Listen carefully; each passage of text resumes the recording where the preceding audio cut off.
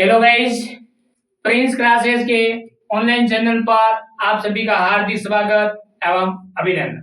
मित्रों, आज से हम चालू करने जा रहे हैं केमिस्ट्री, रसायन विज्ञान।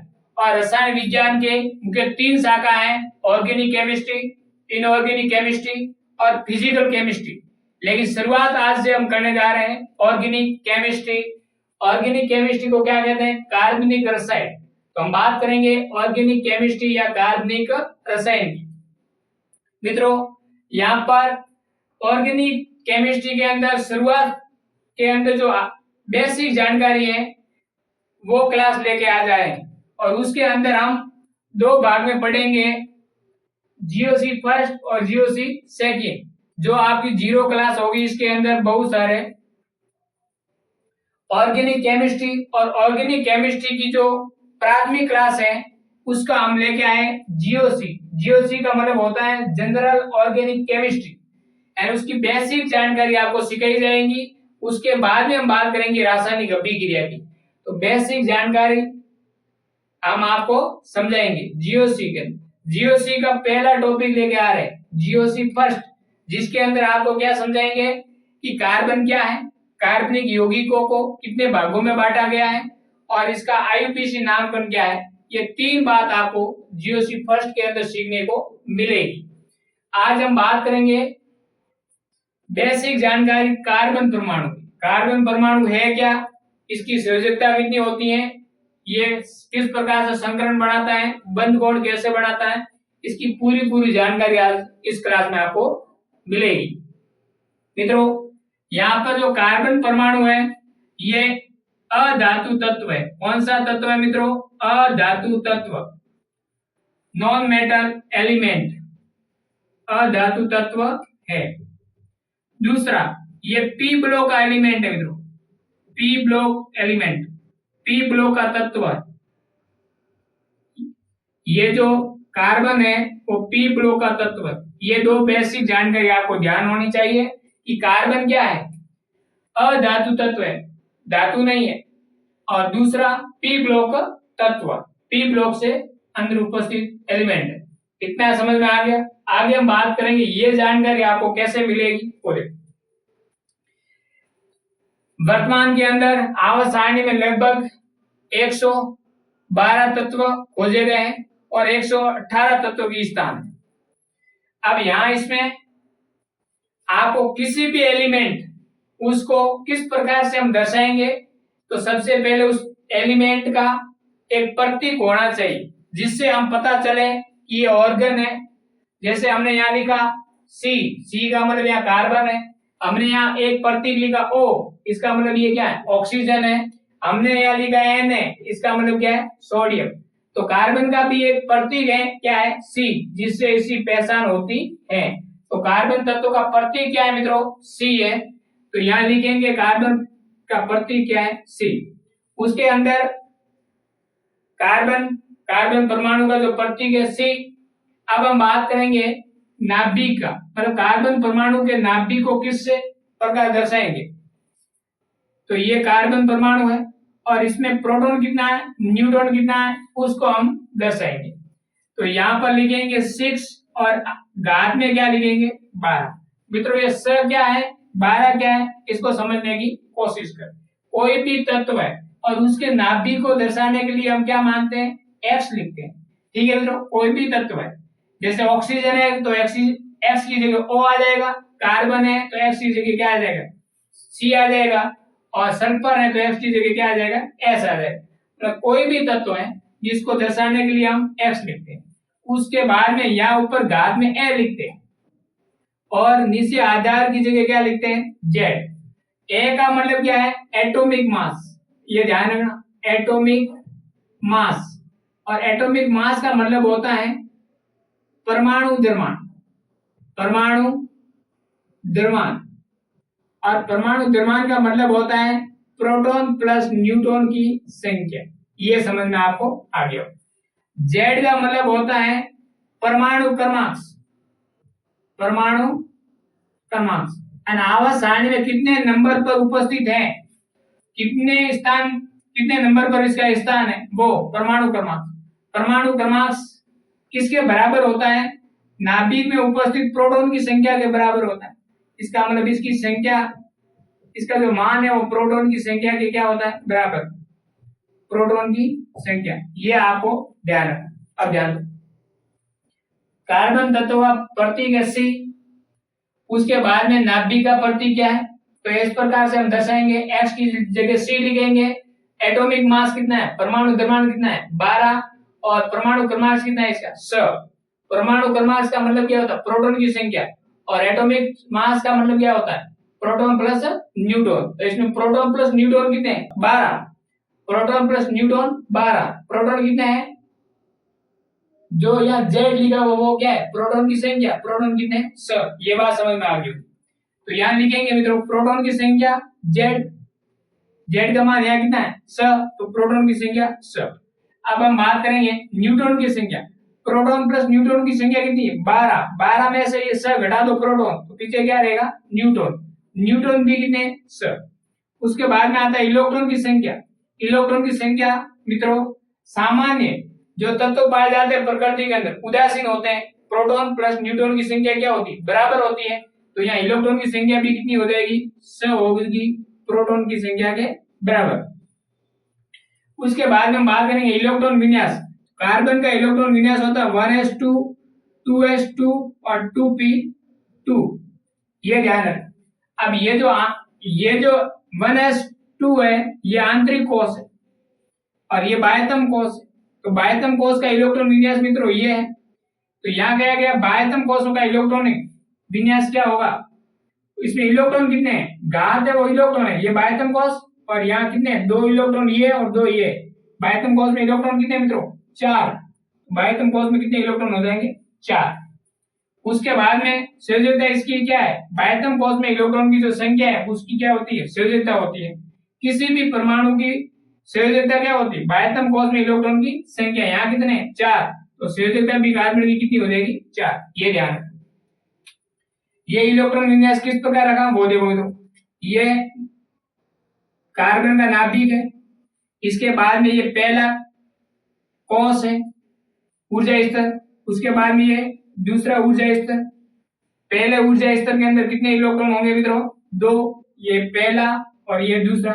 उसके बाद में दूसरा ऊर्जा स्तर में कितने परमाणु? ये इलेक्ट्रॉन है 4। 1, 2, 3 और 4। तो यहाँ पहले कोश के अंदर 2 इलेक्ट्रॉन हमने दर्शा दिए, दूसरे कोश के अंदर 4, 2s2 और 2p2। टोटल कितने हो गए? 2 और 2 4। अब बाह्यतम कोश में इलेक्ट्रॉन कितने? 4। तो इसकी संयोजकता भी कितनी हो जाएगी? 4, क्योंकि संयोजकता क्या होती है? बाह्यतम कोश में इलेक्ट्रॉन की संख्या। ये बात समझ में आ गई होगी। उसके बाद में एक नोट लिखा हुआ दूसरे नंबर पे, ये भी आपको ध्यान रखना। कार्बन परमाणु में श्रृंखला का गुण पाया जाता है। मतलब क्या होता है? ये कार्बन परमाणु है, दूसरा कार्बन परमाणु है, आपस में जुड़ेगा। उसके बाद में एक कार्बन परमाणु, दूसरा कार्बन परमाणु, उसके बाद तीसरा कार्बन परमाणु और इसके बाद में चौथा कार्बन परमाणु। ये एक दूसरे आपस में जुड़ कर एक श्रृंखला का निर्माण करते हैं। इसके लिए कार्बन का गुण क्या है? श्रृंखला का गुण होता है, जिससे एक कार्बन परमाणु अन्य कार्बन परमाणु से जुड़कर एक लंबी श्रृंखला का निर्माण करते हैं। ये बात आपको समझ में आ गई होगी। अब आगे ध्यान दो मित्रों कि इसकी संयोजकता कितनी होगी? 4। इसको हम किस प्रकार से दर्शाएंगे, इसका पूरा प्रदर्शन यहाँ हम आपको समझाएंगे। मित्रों ये सारणी बढ़ने से पहले आपको 2-3 चीजें हम समझा रहे हैं, उसको ध्यान से समझ लो। उसके बाद में ये सारणी आप भी भर सकते, मैं नहीं, आप भी सारणी को आराम से भर सकते। क्या समझना है बोले? कार्बन परमाणु के अंदर कौन सा गुण पाया जाता है? श्रृंखला का गुण। मतलब एक कार्बन परमाणु दूसरे कार्बन परमाणु से जुड़ करके एक लंबी श्रृंखला का निर्माण कर सकते हैं। एक कार्बन परमाणु दूसरे कार्बन परमाणु से जुड़ करके लंबी श्रृंखला का निर्माण करते हैं। ये नोट आपको समझ में आ गया। अब एक कार्बन परमाणु दूसरे कार्बन परमाणु के साथ में यदि 2 इलेक्ट्रॉन का साझा कर रहा है, कितना? 2 इलेक्ट्रॉन। इसका मतलब यहाँ पर एक बॉन्ड बनेगा। क्या बनेगा? बॉन्ड। 2 इलेक्ट्रॉन का साझा किया तो बॉन्ड बनेगा 1। यदि एक कार्बन परमाणु दूसरे कार्बन परमाणु के साथ में टोटल 4 इलेक्ट्रॉन का साझा कर रहा है तो कितने बॉन्ड बन जाएंगे? 2। क्योंकि मित्रों एक बॉन्ड में 2 इलेक्ट्रॉन होते हैं। कितने? 2। एक बॉन्ड होता है उसमें इलेक्ट्रॉन कितने होते हैं? 2 इलेक्ट्रॉन, ये ध्यान रखना। एक बॉन्ड है मतलब 2 इलेक्ट्रॉन। तो एक कार्बन परमाणु दूसरे कार्बन परमाणु से एक बॉन्ड द्वारा भी जुड़ा हो सकता है, मतलब 2 इलेक्ट्रॉन का साझा कर सकता है। एक कार्बन परमाणु दूसरे कार्बन परमाणु के साथ में 2 बॉन्ड के द्वारा जुड़ सकता है, मतलब 2 2 कितने हो जाएंगे? 4 इलेक्ट्रॉन का साझा कर सकते हैं। उसके बाद में एक कार्बन परमाणु दूसरे कार्बन परमाणु के साथ में 3 बॉन्ड द्वारा जुड़ सकता है। 3 बॉन्ड का मतलब साझा कितने इलेक्ट्रॉन का होगा? 6 इलेक्ट्रॉन का साझा कर सकते हैं। 3 इस कार्बन के और 3 इस कार्बन। ये आपको समझ में आ गया। इसकी संयोजकता कितनी होती? 4। टोटल कितने बॉन्ड बना सकते हैं? 4 बॉन्ड एक कार्बन बना सकता है। ये बात आपको समझ में आ गई। ये सिंगल बॉन्ड है तो 2 इलेक्ट्रॉन, डबल बॉन्ड है तो इलेक्ट्रॉन कितने हो जाएंगे? 4 इलेक्ट्रॉन का साझा होगा, और ट्रिपल बॉन्ड है तो 6 इलेक्ट्रॉन का यहाँ साझा होगा, क्योंकि एक बॉन्ड बराबर कितने इलेक्ट्रॉन होते हैं? 2। ये बात आपको समझ में आ गई। अब आगे देखो, यदि आपको कहीं पर सिंगल बॉन्ड दिखाई दे, क्या? सिंगल बॉन्ड, तो सिंगल बॉन्ड दिखाई दे वहां पर आपको हमेशा ध्यान रखना संकरण क्या होगा? sp3। संकरण क्या होगा? sp3। इसका मतलब यहां दोनों के बीच क्या लग रहा है? सिंगल बॉन्ड है, तो सिंगल बॉन्ड है, इसका मतलब इस कार्बन का संकरण क्या होगा? sp3। इस कार्बन का संकरण भी क्या होगा? sp3। ये ध्यान रखना। यदि 2 कार्बन परमाणु आपस में सिंगल बॉन्ड से जुड़े हुए हैं तो इसका संकरण होगा sp3। ये ध्यान रखना। अब यदि 2 कार्बन परमाणु डबल बॉन्ड से जुड़े हुए, इसका मतलब 4 इलेक्ट्रॉन का साझा हो रहा है इस दोनों बॉन्डों के बीच में। यहां पर जो संकरण होगा वो क्या होगा मित्रों? sp2। क्या होगा?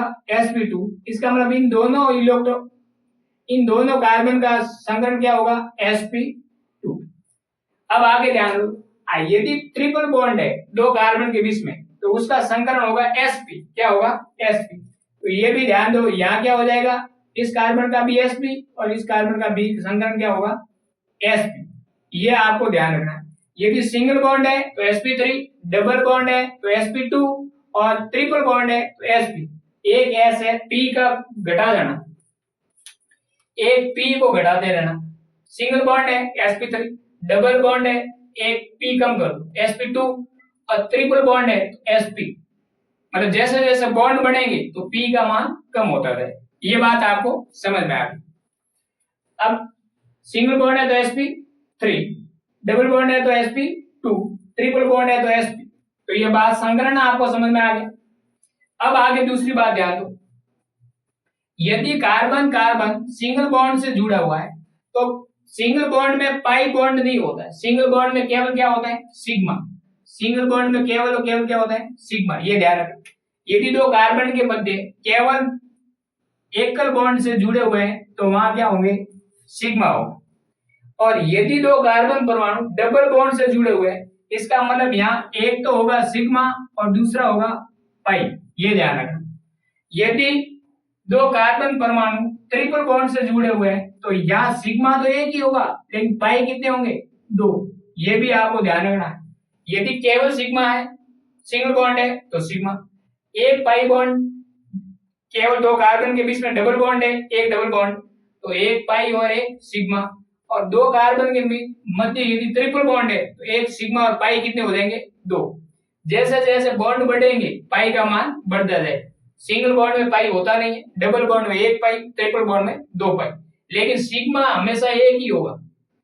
एक बॉन्ड है तो भी सिग्मा 1, 2 बॉन्ड है तो भी सिग्मा 1, 3 बॉन्ड है तो भी सिग्मा कितना होगा? 1 होगा। ये बात आपको समझ में आ गई होगी। अब हम इस सारणी को भरने की कोशिश करते हैं। ये सारणी भरने की क्या करते हैं? कोशिश करते हैं। आपको भी ऐसे पेज में बना करके भर सकते हो। कैसे देखो, यहाँ कार्बन केवल और केवल क्या बॉन्ड है? सिंगल बॉन्ड है, और सिंगल बॉन्ड है इसका मतलब कितना बॉन्ड है? एक, ये 2 3 4। तो यहाँ पर सिग्मा बॉन्ड कितने हैं मित्रों? 4 है। कितने? 4 सिग्मा बॉन्ड है। ठीक। पाई बॉन्ड कितने? डबल बॉन्ड नहीं है, ट्रिपल बॉन्ड नहीं है, इसका मतलब पाई बॉन्ड क्या है? 0। पाई बॉन्ड क्या है? 0। अब यहाँ केवल सिग्मा बॉन्ड जुड़े हुए हैं इस कार्बन से, इसका मतलब सिग्मा बॉन्ड में संकरण क्या होता है? sp3। तो यहाँ संकरण क्या हो जाएगा, sp3। ये बात समझ में आ गई। अब हम sp3 की हम आकृति क्या होगी, चतुष्फलकी। क्या होगी मित्रों, चतुष्फलकी। वो कैसे, वो देखो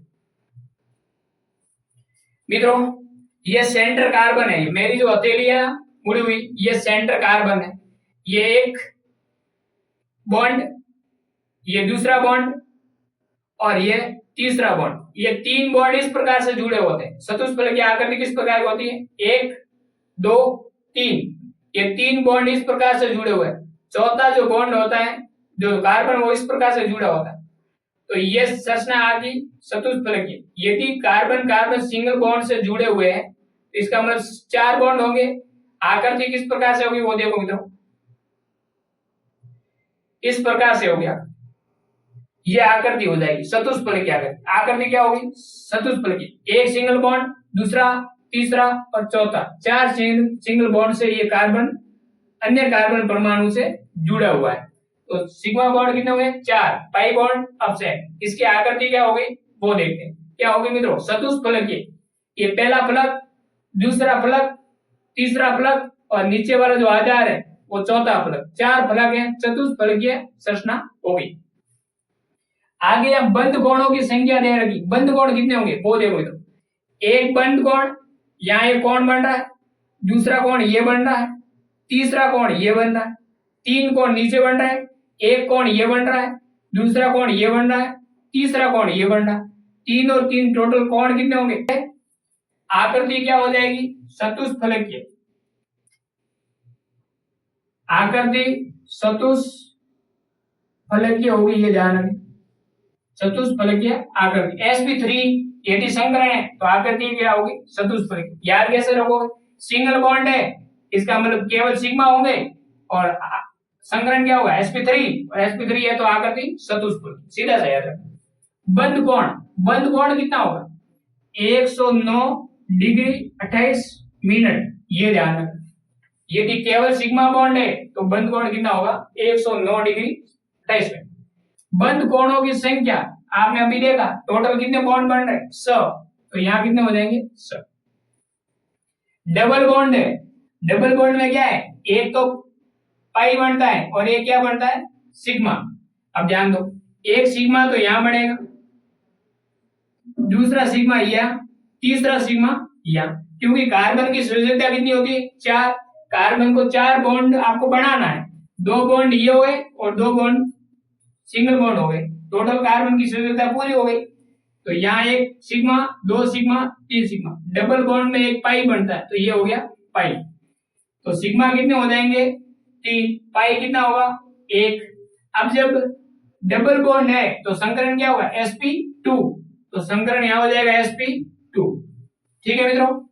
अब जैसे sp3 है तो इसका बंद कोण कितना है, याद रखना है, 109 डिग्री 28 मिनट। यदि डबल बॉन्ड है तो संकरण sp2, और sp2 के लिए बंद कोण होता है 120 डिग्री। कितना होता है, 120 डिग्री। यदि ट्रिपल बॉन्ड है, इसका मतलब संकरण sp, और sp के अंदर बंद कोण हमेशा याद रखना है 180 डिग्री। ये आपको ध्यान रखना है।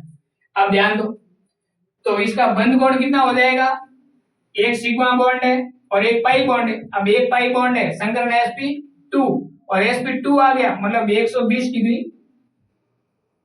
कोण आ गया। ठीक है मित्रों। अब आगे देखो, इसकी आकृति क्या होगी और बंद कोण कितना होगा, ये अभी समझने की कोशिश करते हैं। ये कार्बन है, ये इसके डबल बॉन्ड है। डबल बॉन्ड का मतलब एक सिग्मा और एक पाई। अब एक सिग्मा और एक पाई, 2 बॉन्ड ये बन गए। अभी इस कार्बन की संयोजकता के लिए कितने बॉन्ड की जरूरत है, 2 बॉन्ड की, क्योंकि कार्बन अधिकतम कितना बॉन्ड बनाता है, 4 बॉन्ड। 2 बॉन्ड हो गए। अब एक बॉन्ड ऐसे बनेगा मित्रों, देखो इस प्रकार से, और दूसरा बनेगा इस प्रकार से। तो ये समतल में होता है। समतल के अंदर 3 बॉन्ड बन गए, 2 बॉन्ड ये, तीसरा ये, चौथा ये। कार्बन की संयोजकता पूरी हो गई। यहाँ बंद बॉन्ड कितने बन रहे हैं, एक इन दोनों के मध्य, दूसरा इन मध्य, तीसरा। टोटल बंद कोण कितने, 3 बंद कोण बन रहे हैं। तो ध्यान रखें, यहाँ बंद कोण कितने आ जाएंगे, 3। आकृति क्या होगी वो देखो, ये त्रिभुज बन रहा है, इसको यहां से मिला देंगे, इसको यहां से मिला देंगे, इसको यहां से मिलाएंगे, एक समतल के अंदर क्या बन रहा है, त्रिभुज बन रहा है। तो ये हो जाएगी समतलीय त्रिभुज। आकृति क्या हो गई, समतलीय त्रिभुज, समतलीय त्रिभुज, त्रिभुज इसकी क्या हो जाएगी, आकृति हो जाएगी। बात समझ में आगे देखो, यहाँ 3 बॉन्ड है और 3 बॉन्ड के अंदर क्या होता है, एक तो सिग्मा होता है और 2 पाई होता है। तो पाई तो कितने होंगे, 2, पाई कितने होंगे, 2। ये बात समझ में आ गई होगी, पाई हो गए 2। अब ध्यान दो, कार्बन में 2 पाई और एक सिग्मा ट्रिपल बॉन्ड के अंदर, तो यहां पर सिग्मा कितना होगा, 1, पाई कितनी होगी, 2। कार्बन के कितने बॉन्ड बन गए, 3, संयोजकता कितनी, 4। एक दूसरा बॉन्ड ये सिंगल बॉन्ड है, इसमें सिग्मा बॉन्ड कितना होगा, 1। तो सिग्मा कितने हो गए टोटल, 2, और पाई कितने होंगे, 2। अब आपको पता है कि कार्बन की संयोजकता कितनी होती है, 4। बॉन्ड कितने बनेंगे टोटल, 4। यहाँ 4 बन गए, 3 और 1 4, 2 और 2 4, टोटल बॉन्ड 4 बन रहे। अब मित्रों यदि 3 बॉन्ड है तो संकरण क्या होगा, sp। तो यहाँ संकरण क्या होगा, sp। अब जब संकरण sp है तो बंध कोण कितना होगा, 180। तो ये बंध कोण 180 डिग्री। अब यहाँ बंध कोणों की संख्या और आकृति की बात करें तो वो देखो, मेरे पास में ये कार्बन परमाणु है, 3 बॉन्ड तो एक साथ बनेंगे, ये 3 बॉन्ड तो एक साथ में बनेंगे। ये मैंने 3 बॉन्ड बना दी, 1 2 3, ये बॉन्ड 3 बन गया। दूसरा बॉन्ड इसकी विपरीत दिशा में बनता है, ये विपरीत दिशा में बनता है। यहां देखो बंध कोण कितना है, 180 डिग्री, 180 180, बंध कोण कितना बनना है, 180। तो ये ध्यान समझ में आ गया, बंध कोण कितना है, 180। अब इसकी बंध कोणों की संख्या कितनी होगी, यहां पर देखो एक ही आ रहा है ना, 180 डिग्री, यहां से मापो या यहां से मापो, टोटल आ कितना रहा, 1। तो बंध कोण कितना होगा, 180 मतलब 1। अब इसकी आकृति क्या होगी, यहां देखो 3 बॉन्ड तो यहां बन गए और 1 बॉन्ड ये बन गए, इसको हम मिलाएंगे तो एक रेखीय आकृति मिल रही है। कैसी आकृति मिल रही है, रेखीय। इसका मतलब इसकी आकृति क्या होगी, रेखीय होगी। ये आपको समझ में आ गया। आगे हम इसकी बात करें तो वो देखो, यह डबल बॉन्ड है, यहाँ डबल बॉन्ड है, कार्बन की संयोजकता पूरी हो गई। 2 बॉन्ड में एक तो होता है सिग्मा, एक होता है पाई, एक होता है सिग्मा, एक होता है पाई। तो टोटल सिग्मा कितने हो गए, 1 2, और पाई कितने हो गए, 2। अब डबल बॉन्ड के लिए संकरण, डबल बॉन्ड के लिए संकरण क्या होगा, sp2। लेकिन ध्यान रखना, एक ही कार्बन में 2 साइड में डबल बॉन्ड है, एक ही साइड में 2 डबल बॉन्ड है, एक इधर साइड में एक इधर साइड में। यहाँ पाई कितने हो गए, 2 हो गए, और पाई 2 होते हैं किसमें, ट्रिपल बॉन्ड में। तो ये टोटल क्या गिना जाएगा, ट्रिपल बॉन्ड। और ट्रिपल बॉन्ड में संकरण क्या है, sp। तो इसका संकरण क्या होगा, sp। sp संकरण है तो बंध कोण कितना होगा मित्रों, 180 डिग्री, 180 डिग्री। 180 में बंध कोण की संख्या कितनी होगी, 1 होगी, और आकृति वही होगी, क्या होगी, रेखीय होगी। आकृति वही होगी, रेखीय। तो ये बात आपको समझ में आ गई होगी। सारणी आपको बनना सीख गए किस प्रकार से। टोटल कार्बन की संयोजकता 4 है, बंध कितने बनाएंगे, 4। यहाँ भी 4 बनना है, यहाँ दोनों को जोड़ेंगे तो भी 4 बनना, 2 2 4 और 2 2 4। सिंगल बॉन्ड है तो सिग्मा बनेगा, डबल बॉन्ड है तो 1 सिग्मा और 1 पाई, मतलब यहाँ सिग्मा बॉन्ड कितने 3 और पाई कितना 1। और यहाँ देखे ट्रिपल बॉन्ड है तो 2 पाई और टोटल सिग्मा कितना 2। यहाँ 2 डबल बॉन्ड, एक इस दिशा में, दूसरा डबल बॉन्ड इस दिशा में, तो 2 सिग्मा और 2 पाई। अब पाई 2 है, इसका मतलब sp, और कोण कितना होगा, 180 डिग्री। आकृति क्या होगी, रेखीय। बंध कोणों की संख्या आपको समझ में आ गई होगी। ये आज तक आपको समझ में आ गया होगा। ये आपकी बेसिक क्लास थी। क्लास कैसी लगी, यदि अच्छी लगी हो तो कमेंट के अंदर जरूर लिखें। और इससे आगे हम बात करेंगे ऑर्गेनिक कंपाउंड यानी कार्बनिक यौगिकों का वर्गीकरण किस प्रकार से करेंगे उसकी क्लास लेके आएंगे। ये क्लास अच्छी लगी हो तो कमेंट बॉक्स के अंदर आपके जो विचार है वो जरूर व्यक्त करें, ताकि अगली क्लास केमिस्ट्री की लेकर आपके सामने उपस्थित हो। और यदि आपका शिवग्राम तो पूरी केमिस्ट्री यहाँ ऑनलाइन पर करवा देंगे। फर्स्ट ग्रेड और सेकंड ग्रेड के लिए महत्वपूर्ण क्लास होगी मित्रों, तो आपका सपोर्ट मिलना बहुत जरूरी है। और वीडियो को ज्यादा से ज्यादा शेयर करें और चैनल को सब्सक्राइब करें। धन्यवाद।